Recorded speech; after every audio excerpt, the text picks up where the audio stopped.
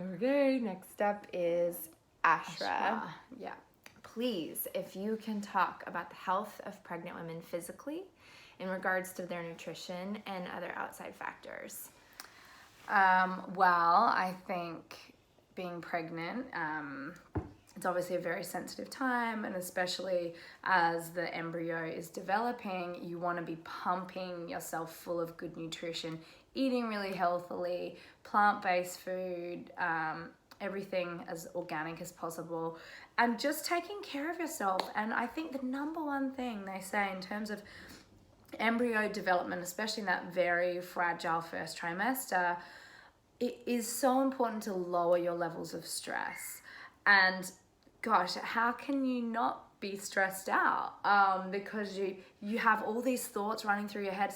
If you're a first-time mom, what's going to happen? I can't wait till I get to actually announce my pregnancy and what's First happening. 13 weeks, Yeah, really, it's nerve-wracking. it is nerve-wracking. But if you can find a way to distract yourself or participate in things that really bring you happiness, connect over just the growing life inside of you with your partner, and celebrate the life, and try not to get stressed out. And it's obviously a lot easier said than done, but I would say in terms of health, mental health is maybe even more important than the physical side of it. It's true. I do think light exercise is great, even in the first trimester, a little bit of light exercise.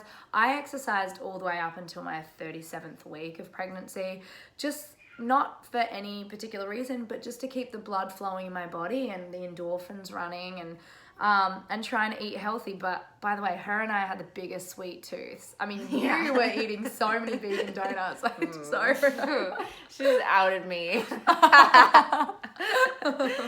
I mean, that is, And you should do that. very true. Yeah. But you should indulge. But I in was ways. balancing it with really healthy food You're too. really crazy healthy. She's a lot healthier than I am in That's terms not true. of nutrition. I'm like the junkie vegan. No, well, with Wyatt, I did a lot of smoothies. Yeah. And then with Esme, I didn't want them. I mean, Eric was super annoyed at me because he was like, come on, you did so many great healthy smoothies with Wyatt. And I was like, yeah, but I actually wanted them. And with Esme, You're like, nah. when I was pregnant with a girl, I didn't want them. They just sounded so gross. I felt like I was going to puke every time I had one. Like, I really needed whole meals with a lot of bread, pasta, stuff, but I'm gluten-free. So, I have some food limitations that have me eating a certain way anyway. So that is helpful, but they do say a lot of dark leafy greens, and I did a ton of kale. If you can figure a way to make kale, make it taste good for you. Chuck it in green juice. It's Yeah. always hidden that way. Or That's how my saute kids it eat with salt and pepper and add some nutritional yeast. There's definitely ways to make it delicious. But I agree with you about exercise and just finding a really good system. But my new thing that I'm obsessed with and wish I had it during prenatal is this app called Every Mother. And it's a website called everymother.org. And I read about it on NPR. They had this great article. And, for me, I was reading about it because I have separation in my tummy, which is called diastasis recti or something like that. I think that's exactly it. But for prenatal, they have amazing exercises that really teaches you how to take care of your pelvic floor, which is something that we just don't touch on in America. And I wish I had that. And then it takes you all the way through postpartum, all the way through years later. And it's something that you can go to every day for 10 minutes. And it's great, and you learn a lot. So I would highly recommend that Every Mother app. Okay. Thank you. All right. So Resley. Is that Resley? let's see. Yeah, that was 3. Resley 20. Resley 20. Hypothetically, how would you deal with your kids getting bullied? I hope it never happens, Quick but it answer on this probably one. will. We do have to do a quick answer on this one. Yeah. It's almost out of time.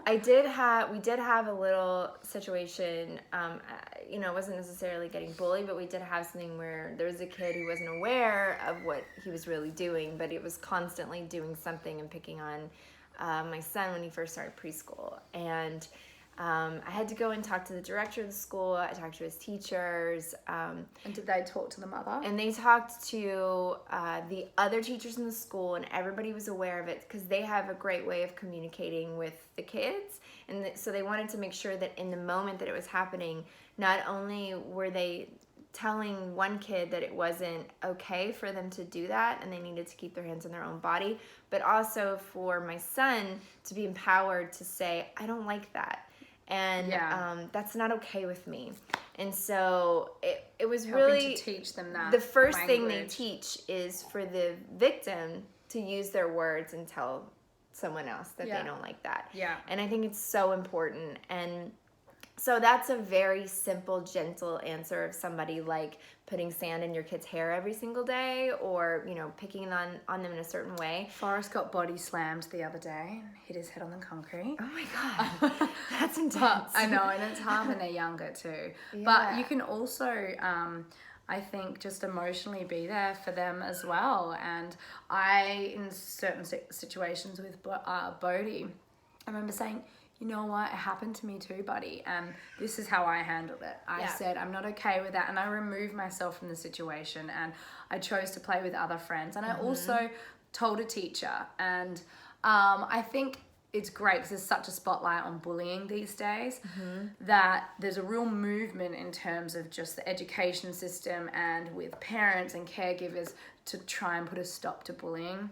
So it is important to be very open with the teachers, and then they can implement in their own confidential way with the child's parents a program on how to assist that child to deal with their own emotions without acting out physically. But it's really good for the kid to be able to go to the teacher themselves. That's right. And to say, you know, this has happening been to happening. And my son was reluctant to do that at first. And now he is a child that will say, like, I don't like that. And he will go to his teacher. But it took some, you know, gentle guidance into that direction. So hopefully that helps. Yeah. All right. Thanks, guys. Thank you. Speak to you soon.